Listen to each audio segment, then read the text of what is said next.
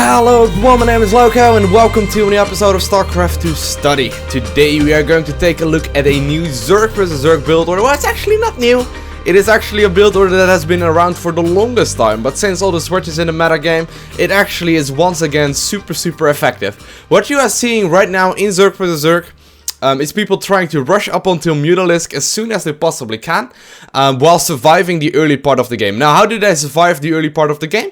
Well, they actually just throw down a spine crawler, they throw down a baneling nest, and they just make a few zerglings and a few banelings to be completely safe versus pretty much everything. Now, in this build order, we are actually going to take a look at an all-in build order with zerglings, and this push is designed to actually come out right before the standard baneling nest timing is actually done. So what you will get is actually a lot of zerglings on your opponent's side of the map before any kind of baneling nest and any kind of banelings will be finished up. Now, even if the baneling nest will be earlier by your opponent, it is still a very strong build order because it still allows you to micro against them and you still have the potential to win the game straight up. So here we are in an actual custom lobby. What I'm going to be doing is actually just playing the game myself versus nothing, and I'm going to be talking about every aspect of the build order and why it's good and why it's not. Now, the reason why I'm choosing Echelon Waste as a map is because the build order is... Oh, actually, let me click that away. The build order is specifically super duper freaking strong on this map, simply because it is impossible to scout the main gases with an Overlord early game. Now, in Zerg vs Zerg, drone scouting is pretty much terrible. And obviously, since we are going to go for a Zergling speed kind of push, we want to push as soon as Zergling speed is done, which means that we want to be getting a relatively early gas geyser up ourselves. Now, what we are going to do is actually make this build order look like it's actually a 15 pool, 15 hatch. So I'm going to open up with a 9 Overlord, which is just completely standard, and I'm going to pretend I'm playing versus an opponent on the other side of the map, and he is obviously a Zerg player, since this is a really effective Zerg vs Zerg build order. So yeah, like I mentioned, this build order is specifically very good if you are on a map that has like unscoutable gases in the main base. Like, even if I go for a hatchery first on this map, it is impossible for him to scout my main gases because the Overlord will not be in time and out again before any kind of queen play is out. And yeah, it's just really hard to scout on this map, and therefore this map is ideal for this kind of a build order. Now, what we are going to make it look like I already mentioned, is a 15 pool, 15 hatch. We are mostly going to do that because most of our opponents on this map will open up with a pretty standard kind of opening with a hatchery first. So here we go. I'm going to start a 15 spawning pool at 15 supply. Going to throw that down right away, and my 15 drone that I created a little bit earlier, going to rally that one to the gas geyser, so it is a 15 spawning pool, 15 gas geyser.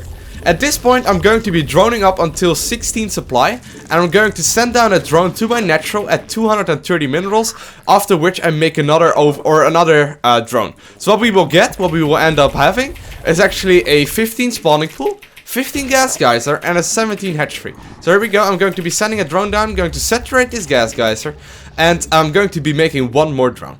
Now, like I mentioned, our opponents will also be scouting with an Overlord right around this time. And what will they see? Well, they will probably expect there is a spawning pool up. They will see a natural going up right around now as well. And they will actually expect it's going to be a 15 pool, 15 hatch. Now, as soon as the spawning pool finished, you actually wait a little bit and you start a queen. And after the queen, you start an Overlord. Now, as you can see, my Overlord is right across the map right now at this very point in the game. So what we will end up having is actually scouting exactly what is going on, and if my opponent does not realize that my hatchery is slightly later than a standard hatch, I am actually totally ahead. So I'm going to pull off drones at 100 gas, going to start my Zergling speed. As soon as this Overlord pops, I'm going to start 6 Zerglings. Now, these Zerglings are just going to be meant to actually go and check out what is going on his side of the map, and if I'm able to kill off a building or whatever, I'm going to do that. As soon as my first queen pops, going to inject with it, and I'm going to walk it to the natural base right away, and at 23 supply, I'm going to start another Overlord. So here we go. At this point, we are totally done droning. I have my Zergling speed on the way, and at this point, I want to start making pretty much only Zerglings. Now, what I'm going to do is actually hide those Zerglings that I'm going to be creating in my main base. So what we will end up having is actually me saving up Zerglings until I have Zergling speed finishing up. So here we go, my first inject is popping off. I'm going to make one set of Zerglings and separately hotkey those, because I don't want to mess with the AI. And I'm going to inject with my second queen as well. At 30, 31-ish supply, I'm going to start another Overlord right now. and I'm going to keep adding more and more Zerglings. Now normally there will be a queen attacking you, there will be a few Zerglings, and you might sometimes see a spine crawler being started or a baling nest. Now don't risk those Zerglings that you have on the side of the map. You want to be waiting until Zergling speed is done, which is right around now. So what I'm going to do is add these Zerglings that I initially created into my main army control group, and I'm going to run those across the map.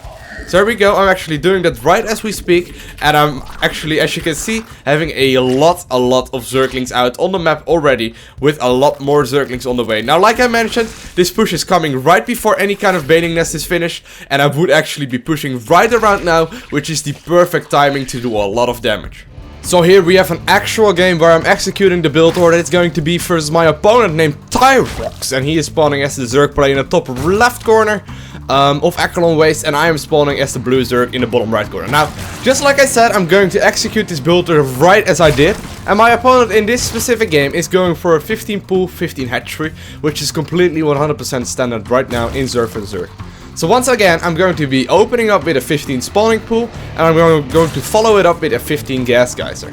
As soon as I had 230 minerals, I'm going to follow it up with a drone to the low ground. At 17 supply, I throw down my natural.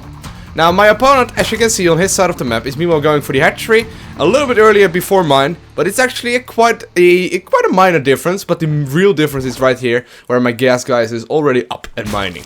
I'm going to follow it up with a queen, and then I'm going to follow it up with an overlord at 18 supply. Now, he will have a little bit more income than me, but I will obviously go for an all-in. At this very point in the game, I realize, oh, my opponent went for a 15 pool, 15 hatch, and I know that I can execute the build order just like I want to. Now, as you can see, the differences between our hatcheries is pretty minor. He will finish his one a little bit earlier, and I'm going to follow it up with 6 Zerglings right after the queen. And I'm going to once again throw down an overlord at 23 supply, going to make a lot of Zerglings, and I'm also going to wait with those Zerglings in my main base right around there, so he cannot scout them whatsoever. So here we go, my first initial Zerglings are going across the map, trying to do a little bit of aggression to them.